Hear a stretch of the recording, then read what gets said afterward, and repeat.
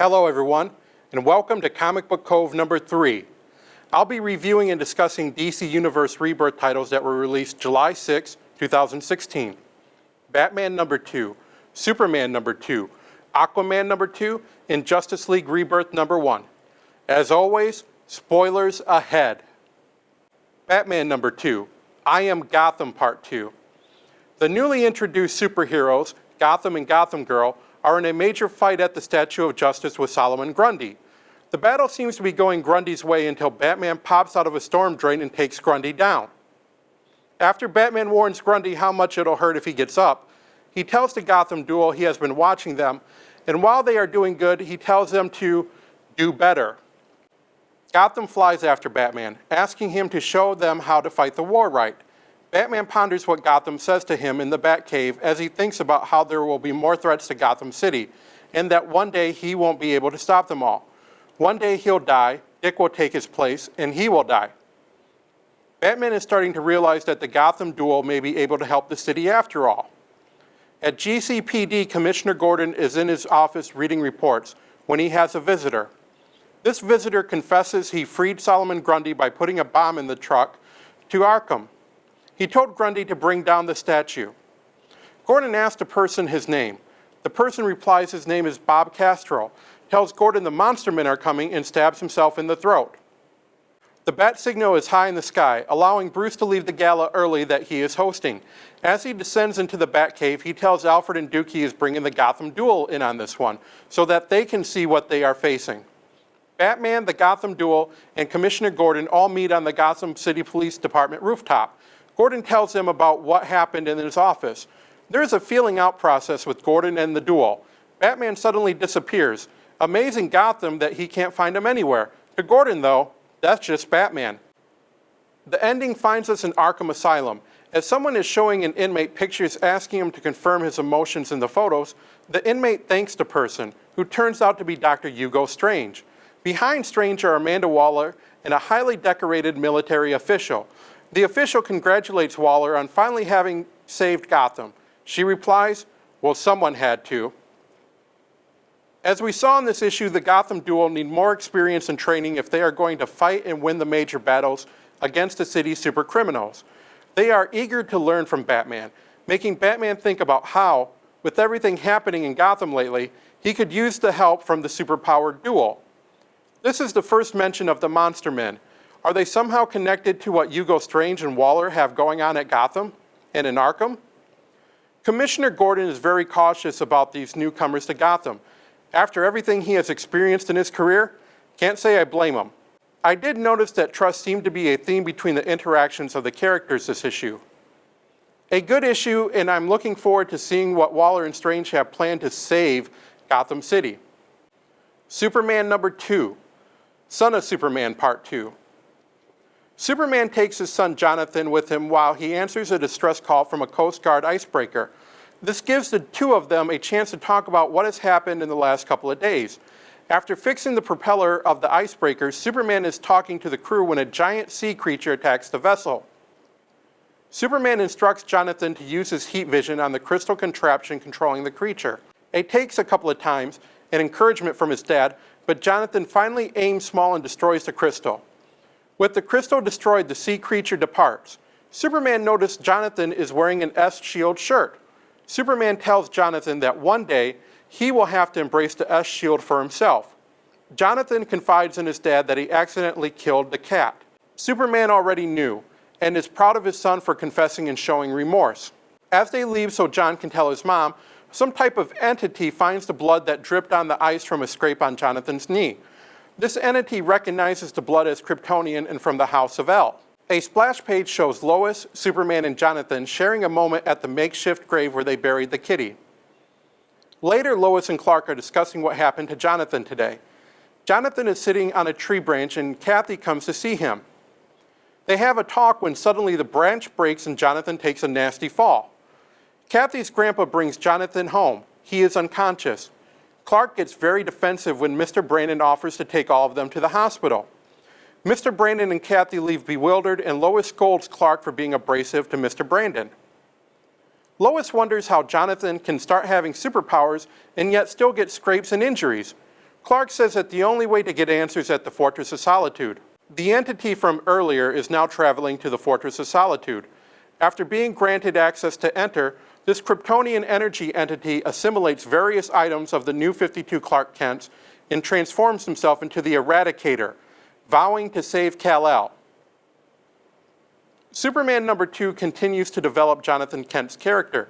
He is very scared of misusing his powers. After having a discussion with his dad, he seems to have been put to ease. Superman did remark to Lois that their son's heat vision packed quite a wallop. Does this mean he may be stronger than Superman in some aspects when he fully matures? It will also be interesting to discover why he has some powers such as flight, heat vision, and super hearing, but not others like invulnerability. The Eradicator can only mean trouble for Superman and his family. In the past, the Eradicator's sole function is to preserve the legacy of Krypton, even if that means it becomes the last son of Krypton. My favorite part of this issue was when Jonathan reveals he is wearing an S shirt while concentrating so hard on his heat vision that he sticks his tongue out. I feel DC may have a breakout character with Jonathan Kent. Aquaman number 2, The Drowning Part 2, Full Circle. This issue starts off with a flashback of Aquaman on a boat looking for Black Manta's father, who shoots Aquaman from behind in the shoulder. Aquaman fights Manta's father and ends up killing him in front of Manta. This leads us to the present, where Aquaman and Manta are fighting in the Atlantean embassy as it is exploding around them. While they are fighting, Aquaman is trying to reason with Manta, who is consumed with rage and bloodlust of wanting to kill Aquaman. Manta tells Aquaman that he has succeeded in ruining what Aquaman holds dear, and that the surface world now sees him for what he truly is, a barbarian that murdered his father. Aquaman gets the upper hand and explains to Manta that he is not proud of what he did, but it defined him and helped make him who he is today. He has learned from it and lives with that burden every day. He turns Manta's anger around by giving Manta his trident and telling him to kill him. That even if Manta does kill him, he will never be satisfied and will forever be empty and disappointed. Manta realizes that Aquaman is right and throws down the trident in defeat. Aquaman apologizes to Manta for taking his father away from him. Later on, the transport carrying Manta is ambushed and destroyed, setting Manta free. The end panel shows a woman in some type of battle gear with 2 armed men in gold masks behind her, telling Manta that they may have mutual interest and they should find out. This was my favorite comic of the week. It felt like I was reading the end of one major story arc and getting a glimpse of the start of another. The fallout from this event will be severe. Mera and Aquaman are aware of the further distrust this will give the surface world. The distrust also exists from the Atlanteans, as some of them weren't thrilled when they had to help the surface people, and that Lieutenant Stubbs helped Mera. Great issue, and I think this mystery lady is going to cause some major trouble for Aquaman and Atlantis in the future. Justice League Rebirth number 1, Fear the Reaper. Clark is talking to Lois about why all the extraordinary beings and events happen on Earth, and why do they seem to be happening now? Meanwhile, the Justice League is battling tens of thousands of facehugger type creatures. These creatures are coming from a giant alien creature who we find out later is called a Reaper. Cyborg opens up boom tubes to take the people infected with facehuggers to Jersey, away from the creature. Batman comes up with the plan to take the fight inside to the creature, possibly to its brain to negotiate terms for its surrender. Lois and Clark are watching the event on their computer. Clark seems to think that Justice League can handle this, since they've handled other events like this before. Lois points out that the League had a Superman during those events, which they don't have now. The new Green Lanterns of Earth, Jessica and Simon Bass, are on their way from China as the League is inside the Reaper. Aquaman is hearing a buzzing coming from the creature, causing him a massive headache. Cyborg scans the central area that looks like the creature's brain. The League head for the brain, causing Aquaman greater pain while actually hearing the creature's thoughts. The Reaper is here to harvest humanity, and there are more Reapers coming as he is just the first. Just then the facehuggers attack the League. Outside, Cyborg's boom tubes are closing as his systems are overloaded, but the lanterns arrive in time to encase the creature's tentacles and head inside the creature. Just then, Superman arrives and turns the tide of the battle. The facehuggers dislodge from the people. Batman and the League tell the Reaper to leave because they protect this world. The Reaper leaves the planet, and on the city streets the League talks amongst themselves. Aquaman says that this feels like the start of something big and terrible is coming. Batman says they will be ready and asks Superman if he will be ready. Superman says he will be around as he flies away. On TV, a reporter is recapping the events of the day and how the Justice League is the first and last line of defense from forces that want to destroy us. The reporter ends her broadcast by saying, "They are our heroes, the Justice League." This was a good issue. Batman seems to think that none of what has recently happened is coincidence, that there is a pattern to all of these events and everything is connected. They just have to look hard enough to find it. Clark is also wondering why things are happening the way they are. I see the Justice League title focusing on the deeper mystery of what is happening in the DC Universe, when they aren't saving the planet from techno-organic giant alien creatures. To recap, Batman number 2, Batman introduces the Gotham duel to Jim Gordon, and Amanda Waller and Dr. Hugo Strange have some plan to save Gotham. Superman number 2 sees Jonathan help out his dad and have a heart-to-heart about his powers. The Eradicator is in the fortress, saying he will save Kal-El. Aquaman number 2. Aquaman defeats Manta not by brawn, but by brains. A new villain is introduced in the end, which may have a common interest with Manta.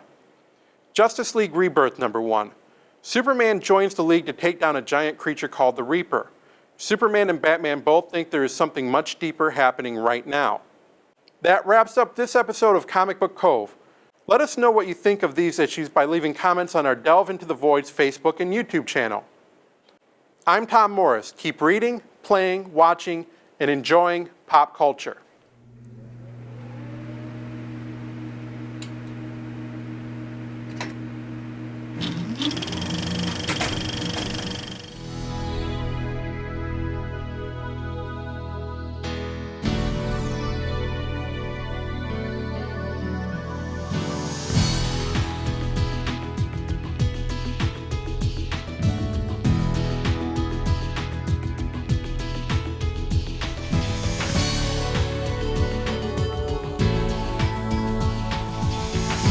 Access Vision, your voice, your community.